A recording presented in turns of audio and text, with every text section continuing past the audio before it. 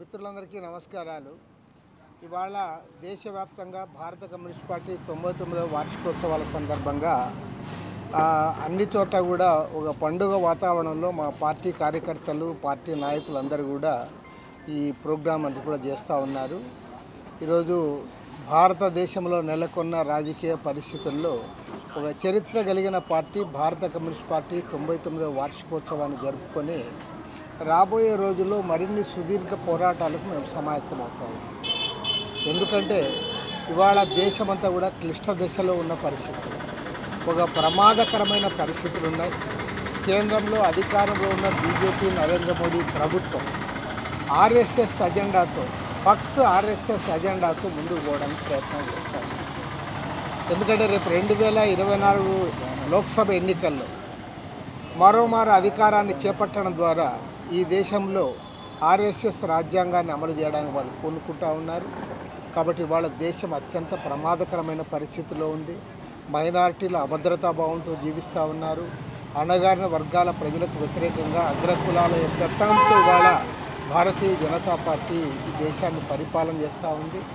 ఈ నేపథ్యంలో ఇవాళ ఈ దేశంలో లౌకికవాదాన్ని కాపాడుకోవడానికి, దేశాన్ని రక్షించడానికి భారత కమ్యూనిస్ట్ పార్టీ సమరశీల పోరాటాలకు పూనుకోవాలని మేము కోరుతా ఉన్నాం. ఈ సందర్భంగా దేశవ్యాప్తంగా మా పార్టీ శాఖలు, మా పార్టీ కార్యకర్తలందరూ కూడా ఈ దేశ లౌకిక రాజ్యాంగాన్ని పరిరక్షించుకోవడానికి పునాలని చెప్పి కూడా విజ్ఞప్తి చేస్తాం.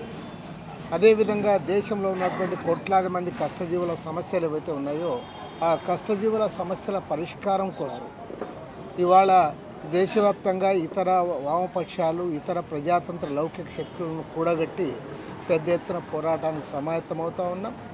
అంబానీలకు, అదానీలకు దోచిపెడుతున్న ఈ ప్రభుత్వ విధానాలకు వ్యతిరేకంగా పెద్ద పోరాటాన్ని చేస్తూ ఉన్నాం.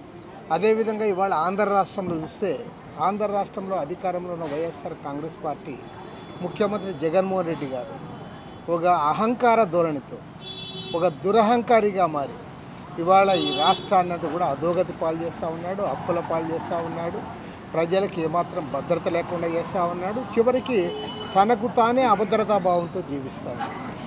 ఈరోజు ముఖ్యమంత్రి గారు గుంటూరులో ఏదో ప్రోగ్రాం ఉంటే పోతూ ఉన్నాడు. ఆయన ఉండేదే గుంటూరు జిల్లాలో తాడేపల్లిలో.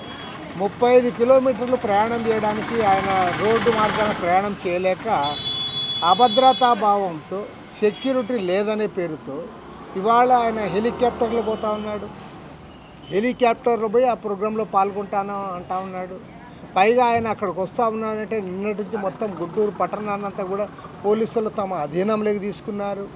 అన్ని చోట్ల బ్యారికేడ్లు కట్టి ప్రజలకు ఇబ్బందులు పెడతా ఉన్నారు. వ్యాపార సంస్థలు అన్నీ కూడా ఇవాళ గగ్గోలు పెడతా ఉన్నాయి. కాబట్టి ఏమంటే నీవు రాష్ట్రాన్ని ఆర్థికంగా దివాళా తీయించినావు, ప్రజలందరినీ అభద్రతాభావానికి గురి చేశావు, చివరికి నీవే అభద్రతాభావానికి లోనై ఇవాళ మొత్తము ఈరోజు ఎక్కడ పోయినా సరే 30 కిలోమీటర్లకు కూడా నీవు హెలికాప్టర్ వేసుకొని పోతా ఉన్నావు అంటే నీ మీద నీకే నమ్మకం లేదు, నీ పోలీసుల పైన నీకు నమ్మకం లేదు, లా అండ్ ఆర్డర్ పైన నమ్మకం లేదు. కాబట్టి ఏమంటే ఇవాళ రాష్ట్రంలో, కేంద్రంలో అధికారంలో ఉన్న 2 ప్రభుత్వాలను గద్దె దించడమే కర్తవ్యంగా భారత కమ్యూనిస్ట్ పార్టీ పనిచేస్తూ ఉంది. అందుకు గాను మా పార్టీ 99వ వార్షికోత్సవాల సందర్భంగా మా పార్టీ శాఖలు, కార్యకర్తలు అందరూ కూడా ఇవాళ ప్రతినబూని సమరశీల పోరాటాలకు సమాయత్తమవుతూ ఉన్నారు. 2024 సంవత్సరం జరిగే లోక్సభ, అసెంబ్లీ ఎన్నికల్లో మంచి ఫలితాలు ఉండాలి, ప్రజలకు మేలు కలగాలని చెప్పి కూడా సిపిఐ తరఫున కోరుతాం, ఆకాంక్షిస్తాం.